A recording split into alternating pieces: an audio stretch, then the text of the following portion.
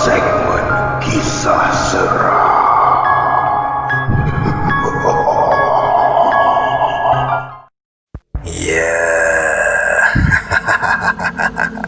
Apa khabar para pendengar cerita seram The Haunting Cruise dan PN?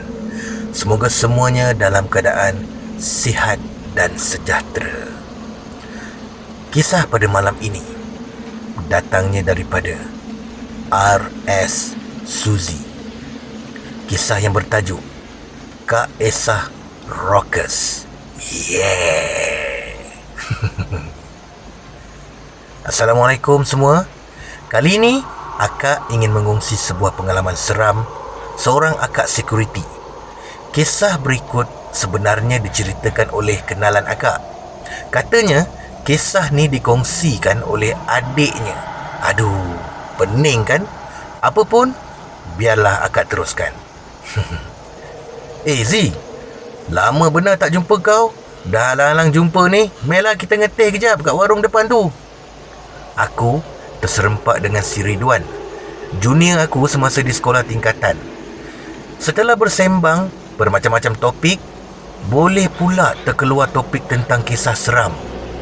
Dulu masa kenalan kami di sekolah, kami dan rakan-rakan yang lain memang minat buat eksplorasi ke tempat-tempat yang dikabarkan keras. Perbualan kami pun semakin rancak bab topik seram. Ridwan pun mengongsikan kisah seram dari adiknya mengenai pengalaman menakutkan dari akak security tempatnya bertugas. Adik aku seorang pegawai JPJ di Sarawak. Lokasi dia bertugas, biarlah aku rahsiakan. Adik aku, Rashid, sudah berkhidmat dengan JPJ bertahun lamanya. Tak pasti jangka masa yang tepat. Selepas lulus temu duga bagai, dia terus dihantar ke Sarawak sehinggalah ke hari ini. Semenjak dia bujang, bertemu jodoh, kahwin hingga beranak 3, masih di sana. Setiap tahun, Rashid sekeluarga akan balik ke Semenanjung untuk berkumpul dengan keluarga kami yang lain. Waktu itulah Rashid akan ambil peluang mengongsikan kisah-kisah seram dari Sarawak. Sebab dia tahu yang abang dia ni salah satu penyampai cerita seram dalam laman blog. Kenal ke Brother Fai? Assalamualaikum kak. Baru bertugas di sini ya? Adik aku menegur seorang security yang baru pertama kali dia nampak di pondok pengawal pintu utama tempat dia bertugas. Waalaikumsalam. Tuan. Ya tuan, hari ini hari ketiga saya bertugas di sini tuan. Mengelabah kakak security apabila dia tegur adik aku ni. Apa tidaknya, Rashid mempunyai ekspresi wajah yang serius dan bengis. Sekali pandang memang kecut dia buatnya. Tapi walaupun berpangkat besar, dia adalah seorang yang ramah dan kuat bahan orang. Rashid tak kisah dengan sesiapa pun dia bergaul. Pendek kata, dia seorang yang tidak pilih kulit. Tidak kira tua atau muda, pangkat atau darjat. Padanya, sifat hormat adalah syarat utama dalam pergaulan. Setiap pergaulan harus ada batasan. Maksudnya, jika berbual dengan orang yang lebih tua, harus beradab, bukan? Oh, semuanya okey kat sini? Ni akak dah makan ke belum ni? Kakak security yang ni lain pula perwatakannya. Lebih senang dipanggil Kak Esah Rockers. Sebab wataknya lasak, bergaya seperti lelaki, kasar. Kak Esah seorang perokok. Walaupun umurnya sudah berpangkat nenek, dia sangat sporting. Belum makan tuan? Kat sini okey sangat tuan. Memang best. Oh, ya ke? Alhamdulillah. Semoga kakak kekal bersama kami di sini. Okey kak, saya nak keluar kejap ni. Jumpa kejap lagi ya. Kak Esah mengangguk. Rashid pun bergerak keluar. Dia membeli sebungkus nasi berlauk dan sepaket kopi panas untuk Kak Esah dan dirinya. Rashid pun kembali ke pos pengawal tadi. Kak, nak kak, ada rezeki akak ni. Jom kita makan sama-sama. lawa Rashid sambil menarik bangku plastik dan melabuhkan punggungnya. Alamak tuan, kenapalah susah-susah ni tuan? Segan saya dibuatnya. Saya ada bawa cekodok pisang dari rumah. Tak payah nak bertuan-tuan sangatlah kak. Panggil je saya Rashid. Tak boleh tuan. Siapalah saya ni nak panggil tuan dengan nama je. Kak, saya ni lahir bukan terus jatuh atas tilam duit. Saya dibesarkan dengan hasil security lah kak. Arwah bapak saya seorang security juga. Kuli juga. Sama je kak. Dah. Panggil saya Rashid tau. Kak Esa tersenyum malu dan duduk berdepan Rashid sambil membuka nasi bungkus yang dibeli Rashid tadi. Selesai makan, mereka pun melepak di luar pondok security itu. Kak Esa meminta izin untuk membakar sebatang rokok. Bakar je lah kak. Saya tak kisah pun. Teruskan. Si adik aku ni pun boleh buka topik mengenai pengalaman seram tiba-tiba. Kak, Rashid nak tanya ni kak. Sepanjang akak kerja security ni, pernah tak akak alami pengalaman seram atau benda pelik-pelik? Ya Allah, ada tuan.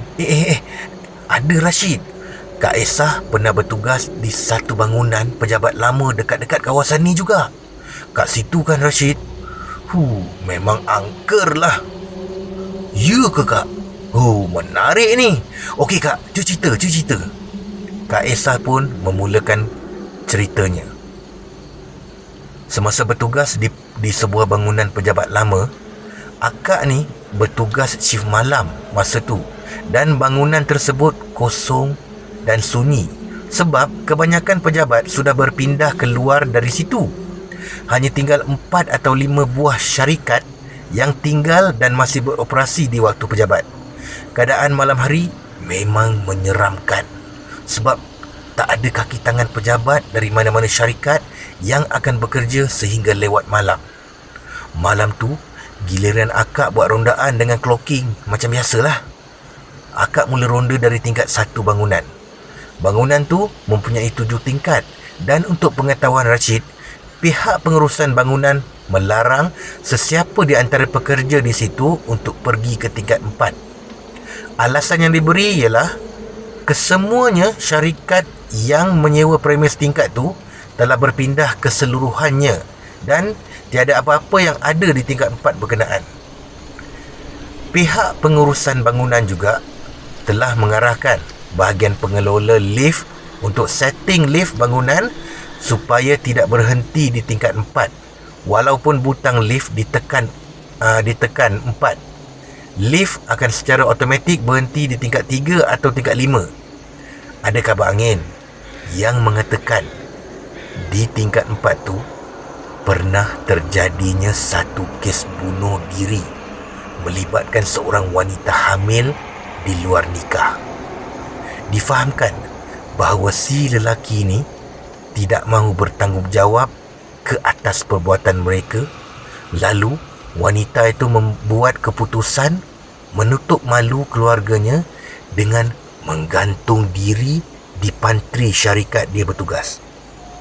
Kisah ini masih tiada siapa yang pasti. Setelah selesai clocking di tingkat 1, akak pun naik lift ke tingkat 2. Clocking, tingkat 3, clocking, dan semasa hendak naik ke tingkat 5, boleh pula akak tertekan butang lift tingkat 4 dan lift boleh berhenti. Kemudian pintu lift terbuka. Akak terkejutlah. Akak pun menjengahkan kepala keluar pintu lift sikitlah. Memang gelap sangat. Perlahan-lahan akak melihat ke kiri dan ke kanan.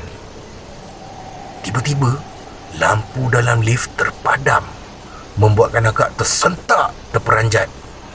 Bayangkan Rashid, akak seorang diri berada dalam keadaan sekeliling yang hitam, gelap dan sunyi. Akak boleh pula tertinggal lampu suluh di pondok pengawal. Selalunya akak gantung di tali pinggang. Malam tu boleh pula lupa. Akak pun tekan butang lift berkali-kali. Akak tekan, Malangnya pintu lift langsung tak bergerak.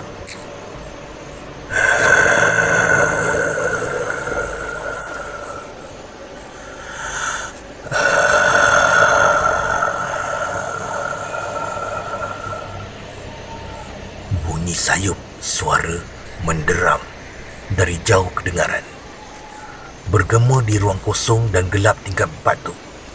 Apa yang paling menakutkan, suara tu makin kuat, jelas dan seolah-olah menghampiri lift, mendekati akak. Peluh sejuk melimpah curah seluruh badan akak. Rasa nak terkencing pun ada. Lutut akak terasa lemah sangat. Lembik. Terketa-keta jari jemari akak menyumbat sebatang rokok ke mulut lalu menghidupkan api. Langsung tidak terfikir bahawa akak sedang berada di kawasan larangan merokok. Ya Allah, tolong. Ada lebih kurang 10 minit akak tersangkut di tingkat 4 bangunan tu. Lampu lift kembali menyala dan pintu lift pun tertutup perlahan-lahan. Dengan pantas, akak menekan-nekan butang tingkat 1 lift. Apabila pintu lift terbuka di tingkat 1, akak memacut laju menuju ke pondok pengawal.